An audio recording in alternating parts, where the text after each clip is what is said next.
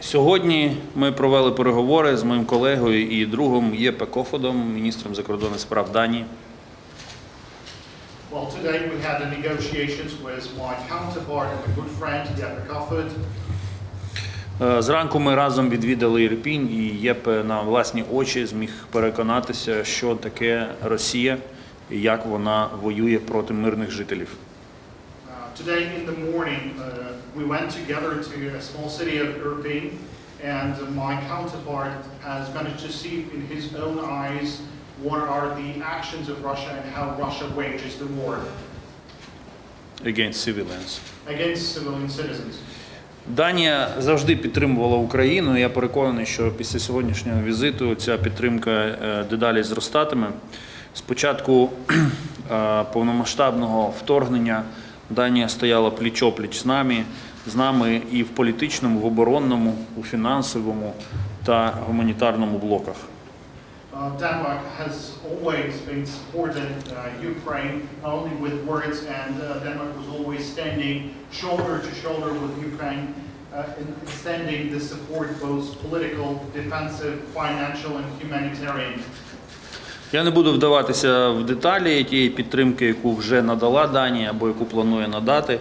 Скажу лише, що особливо я вдячний данському уряду за ініціативу створення міжнародної групи «Друзі Миколаєва», яка об'єднає низку держав, що займуться відбудовою цього чудового міста. І ви знаєте, що це ініціатива президента України Володимира Зеленського, аби певні країни брали шефство над відбудовою тих чи інших міст та регіонів України.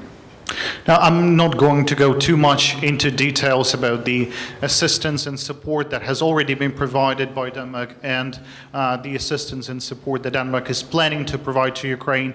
At the same time, I would like to take this opportunity and extend words of gratitude to the government of Denmark for their initiative to establish an international group called the Friends to the City of Mykolaiv, and it will combine the efforts of multiple entities and stakeholders in rebuilding that city of Mykolaiv, and that was part of the presidential initiative of having separate entities, countries to be taking responsibility, taking the lead role in reconstructing and rebuilding some of the cities and other areas of Ukraine. Ми також окрему увагу приділили притягненню Росії до відповідальності за злочин агресії, за вчинення воєнних злочинів, злочинів проти людяності в Україні. І я радий, що Данія буде усіляко політично і практично підтримувати, щоб міжнародні судові органи притягнули Росію до відповідальності. One another issue that we had a discussion upon was I've called upon Denmark to facilitate with the issue of bringing all those responsible for committing war crimes and all the other atrocities to make sure that they are brought to justice and are holding accountable for all those crimes committed. Я окремо вдячний Данії за ухвалення спеціального закону, який спростив українцям отримання дозволу на тимчасове проживання в Данії та дозволив максимально швидко отримати доступ до системи соціального забезпечення. Це жест людяності, за який ми окремо вдячні.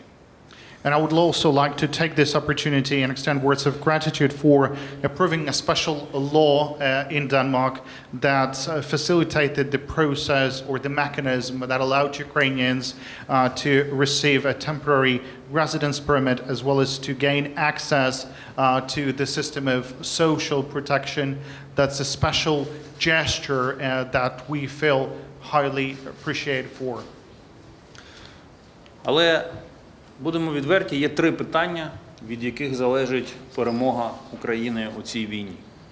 Це санкції, зброя і перспектива членства України в Європейському Союзі. But let us be frank, there's three issues that has a significant impact on the future of Ukraine. The first is the sanctions, then is the weapons, and the future of Ukraine with the European Union. I will make one correction. These three issues are important for the victory of Ukraine, for the future victory of Ukraine in this war. Щодо санкцій, у нас з ЄП абсолютно достойна позиція, що не повинно бути жодних табу, коли йдеться про санкції, які потрібно застосувати проти Росії, і я вдячний за цю принципову позицію Данії.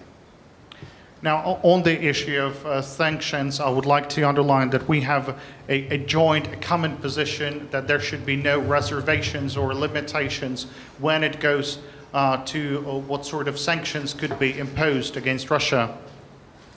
Щодо зброї, то Данія робить все, що в її силах, і на двосторонньому рівні, і підтримує усі рішення колективні щодо надання озброєння Україні, і за це ми теж їй вдячні.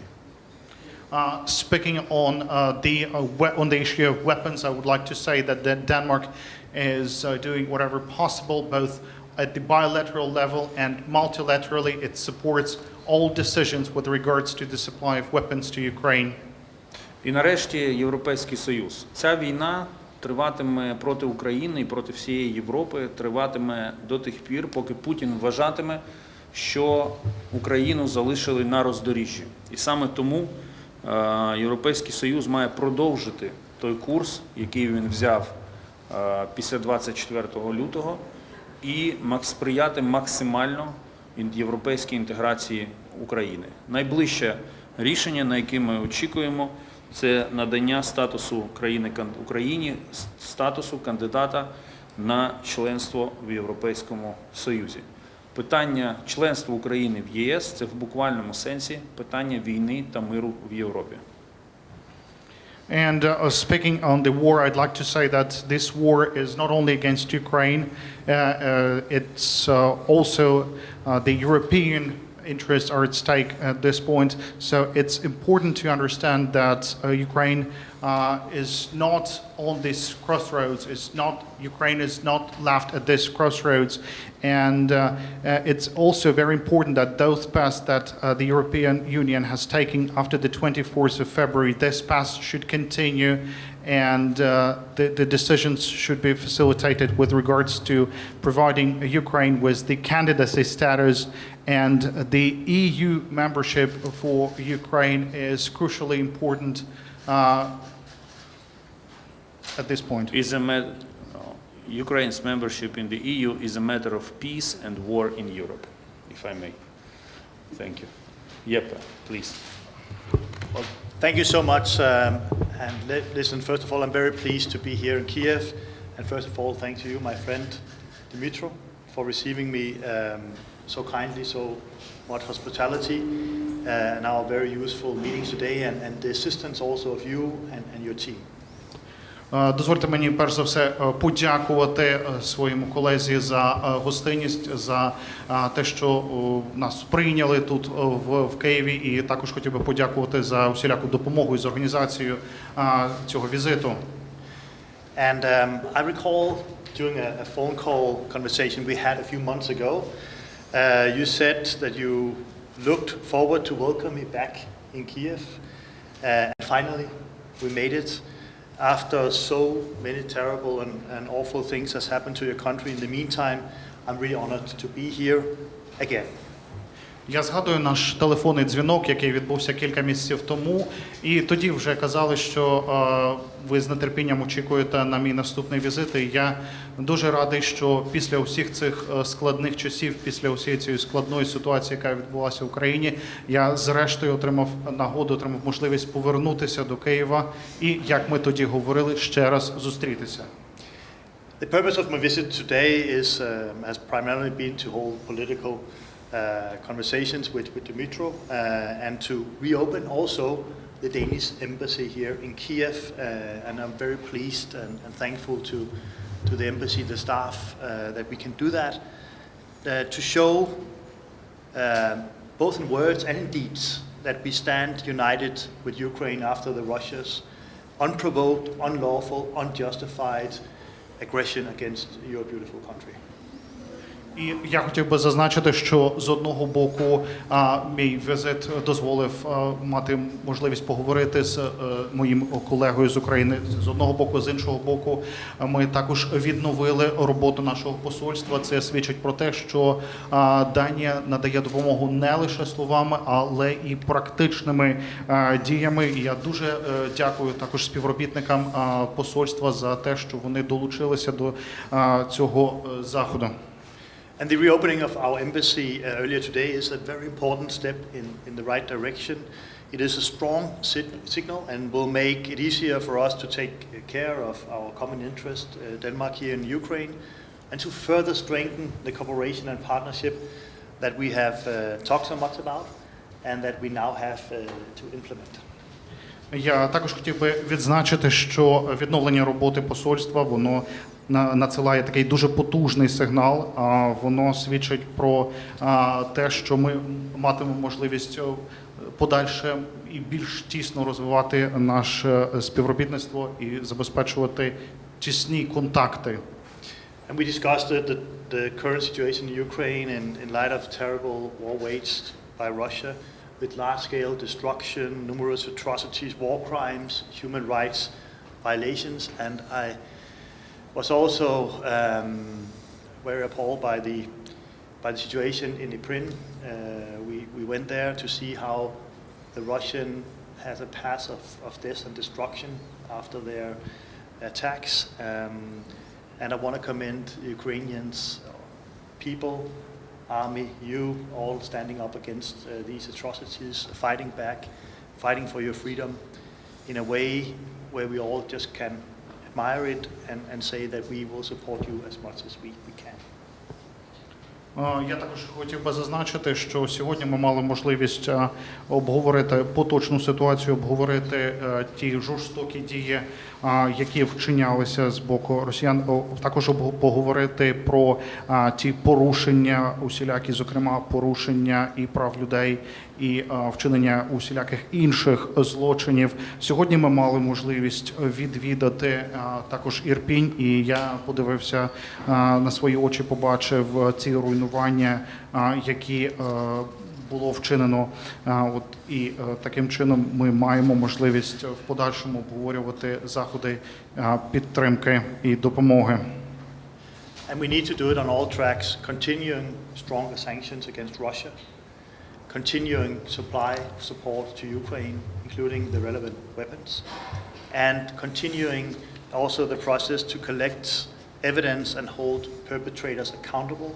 And Denmark here, we have taken an initiative, which you also alluded to, Group of Friends of Accountability following the aggression against Ukraine at the UN, 48 countries, ICC, others, to be partners to collecting evidence and holding the perpetrators accountable. We will never let impunity get away. Я також хотів би зазначити, що окрім дуже важливого питання потужних санкцій, ми безумовно долучатимемося до подальшого надання допомоги та підтримки України, зокрема у вигляді систем озброєння. Також я хотів би зазначити, що окреме питання на порядку денному – це збір доказів, аби жоден з тих, хто вчиняв різноманітні злочини, не залишився непокараним. І також хотів би зазначити, що ми продовжуватимемо підтримувати це питання збору доказів, зокрема по лінії Організації Об'єднаних Націй разом з 48 іншими країнами. Також будемо підтримувати збір доказів по лінії Міжнародного кримінального суду для того, щоб притягнути усіх винних до відповідальності. We will be partners and invest with you rebuilding Ukraine. And I reconfirmed Denmark's commitment as a champion, also rebuilding Mykolaiv. We look forward to going into more detail with Ukrainian partners, but as we speak, we have, besides economic help, but also practical help, we have help on the way to Ukraine that can help rebuild your country, because we need to do whatever it takes to show that these kind of destructions should not take place and that we will overcome it as soon as possible.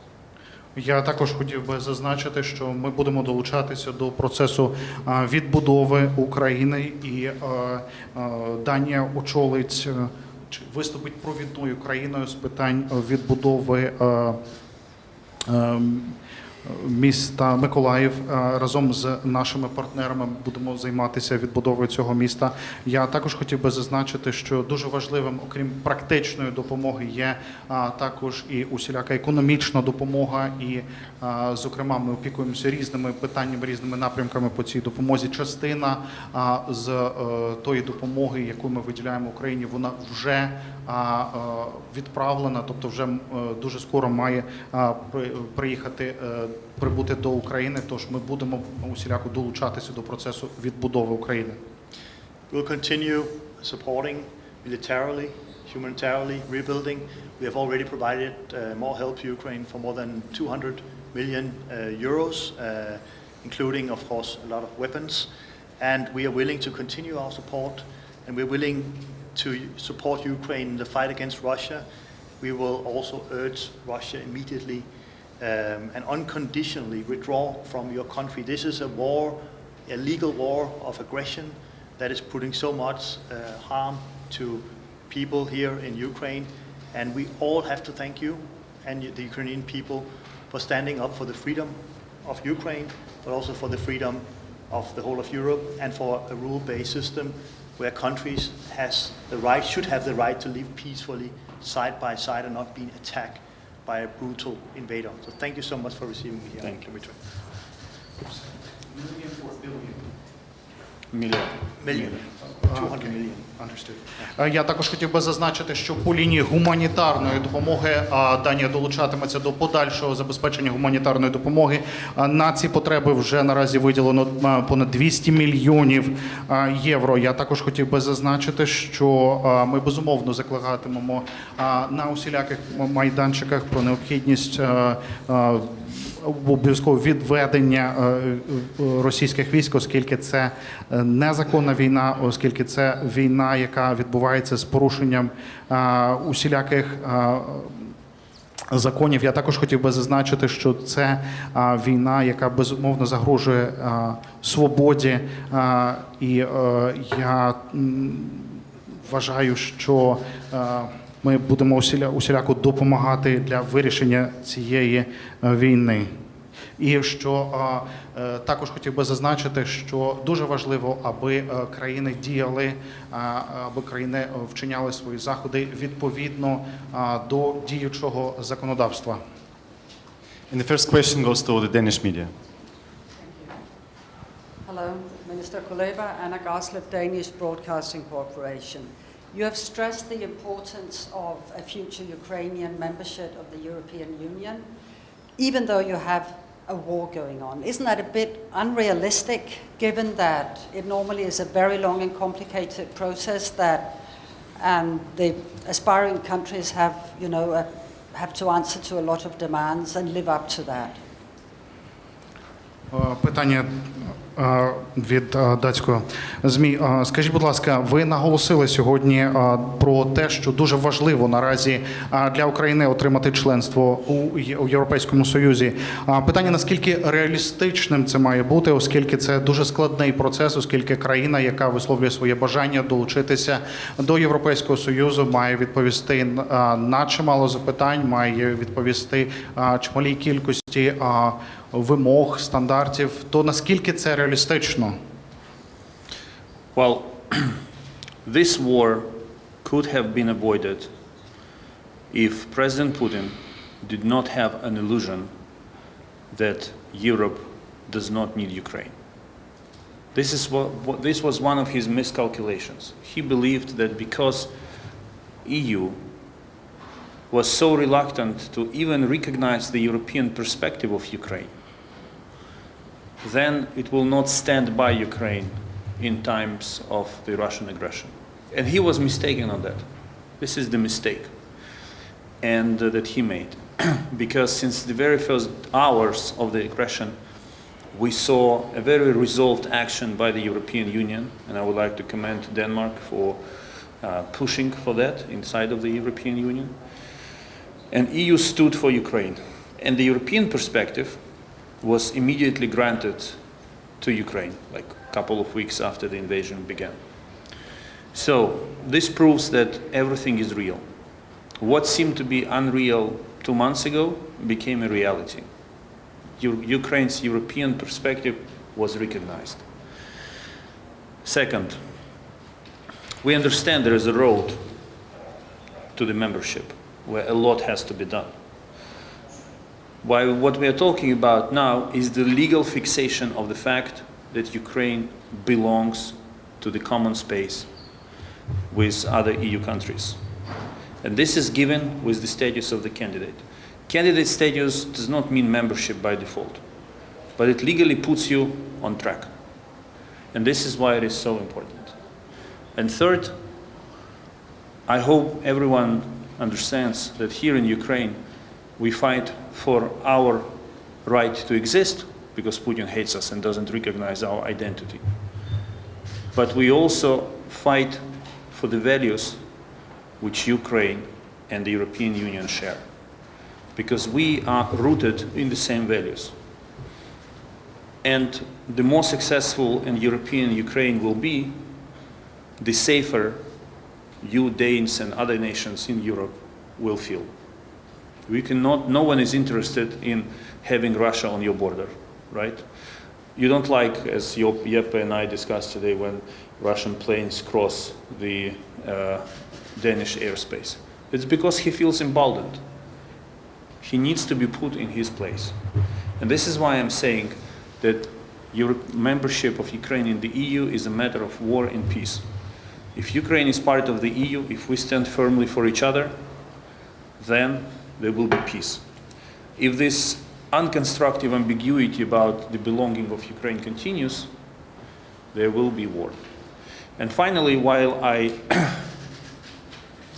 do appreciate sincerely every word of admiration towards Ukrainians coming from all corners, the best word of gratitude for the sacrifice we are making for Europe is to actually give us a clear understanding that you see us as part of your big family, not only in words, but also in deeds. And finally, among all the countries who already enjoy the candidate status, I think it will be fair to say that Ukraine is more European than others. Thank you. I think it's too long to translate, so let's move on to Ukrinform. Yes, yes. Okay, we have a question from Ukrainian media. I will read it out in Ukrainian and then get translated. До міністра Кулеби. За даними української розвідки, Росія шляхом провокації продовжує готувати Придністров'я до війни з Україною. Що можна зробити засобами дипломатії, аби зірвати ці плани Росії? І пізніше до міністра Єпе Кофеда. Росія погрожує розмістити ядерну зброю в Балтійському морі через намір Швеції та Фінляндії вступити до НАТО. Деякі експерти в країнах Балтії вважають цю погрозу блефом Кремля. Як у Данії оцінюють можливе зростання такої загрози? So, first of all, the question to Minister Kuleba. According to the information from the intelligence sources, the Russian Federation is attempting to commit a series of provocations in order to have Transnistria to start launching operations in there. So how would you be able to comment upon this, and is there any diplomatic solutions in response to that? And a follow-up question to the Foreign Minister of Denmark.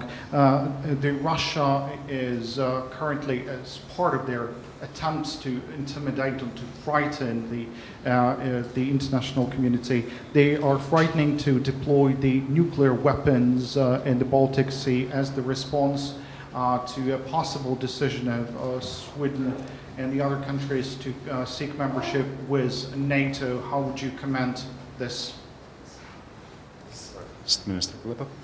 Yes, sorry, I always get distracted by the messages, by the incoming messages. I will respond in Ukrainian because it was a question from Ukrainian media. Нічого, з Молдовою треба працювати і підтримувати територіальну цілісність і суверенітет цієї держави. Ми будемо робити це навіть попри те, що будемо відверті. Ми очікували кращої реакції Молдови на наші запити про підтримку на початку російського вторгнення. Well, of course, we do need to work together with Moldova, to work together in order to ensure their territorial integrity and sovereignty. And I'll be absolutely frank with you, we will do that even despite that we were actually waiting for a better response to our calls for support and assistance in the beginning of the Russian aggression against Ukraine. Молдові не потрібен ще один фронт в Придністров'ї. Україні цей фронт не потрібен. І я переконаний, що Європі він теж не потрібен. Тому будемо спільно стримувати ескалацію і тримати ситуацію під контролем. So Moldova doesn't need to have a front line on their territory, just as the Ukraine doesn't want to have another front line. And I guess this is the same situation for the Europe. That is why we'll be working together in order not to have this happening. Well, thank you for the question. First of all, I have to reiterate that in our Europe, the Europe that Dimitri and I belong to, the democratic Europe, it is a sovereign decision of each and every European country to decide who they want to seek cooperation with, whether it's NATO or the EU. No other country, not Russia, should have any veto over that. And that is the freedom we are fighting for right now. So when it comes to threats from Russia towards us, because countries are seeking to start cooperation, whether it's Finland and Sweden who are discussing possible NATO membership, they have to know that it's only the particular country and the 30 NATO members that decide, not any third party. This is a fundamental value for Europe. So we do not take these threats and being intimidated by that. And to Dimitro and to the question on Ukraine and Europe and EU, I have to assure you that Denmark will fight as much as we can with Ukraine, because Ukraine belongs to the European families of democracies.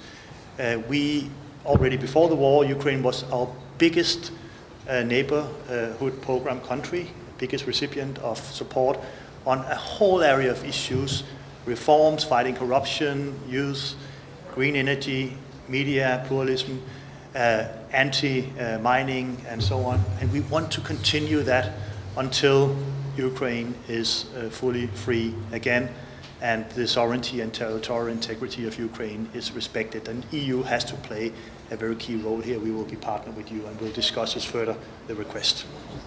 Thank you. I think we'll also leave it without translation. It's clear, and we have one more time for one more Danish media. You? How does the Danish government intend to follow up on the call from Ukraine to become a candidate country? Yes, that's what I said. We want to, with the other 26 EU member states, we want to fight for the right for Ukraine to be fully part of the democratic families of European countries, democratic families. And therefore, we will see how we can enhance Ukraine's European perspective and also membership candidacy status. It's true that countries has to go through a lot of requirements, but I want to say that journey that Ukraine is going through, also before the war and after the war, Denmark is a partner. We want to stand side by side, ensuring that one day you will be fully part of our European democratic family. EU membership is something, and candidacy is something that only to discuss for Ukraine and the 27 EU member states. No one else should have any veto right over that. Not Russia, nobody. It's very important. And then, of course, Ukraine has to be supported in the situation they are in, but also we will help Ukraine to fulfill the different requirements. Back in Copenhagen in 1993, we laid out the requirements for candidacy countries. After the end of the Cold War, it is to be a democracy, it is to have rule of law, it is to respect human rights, it is to have a well-functioning market economy. All of that we will achieve together with Ukraine, because Denmark is a partner to Ukraine. Thank you, and I will read out the last one from Reuters to Minister Kuleba. It's regarding the evacuation from Azovstal in Mariupol. At which stage are we now? Is it ongoing? And what are the next steps on the agenda? And what are the obstacles, both for the civilian and the wounded troops evacuated from Azovstal? Well, I would prefer to keep low profile on the evacuation as it is underway. All I can say is that so far I can commend tireless efforts of the United Nations and the International Committee of the Red Cross for making it happen. But everything is very fragile. Things can fall apart at any given moment, so it's better to wait until evacuation is over. At the same time, I would like to emphasize that this evacuation effort covers only civilians, and we still have Ukrainian defenders who, including wounded, severely wounded Ukrainian soldiers, and their lives should not be left at the discretion of Russian army, who continues bombarding their positions. So we will work tirelessly to make sure that we save as many human lives as possible in Mariupol.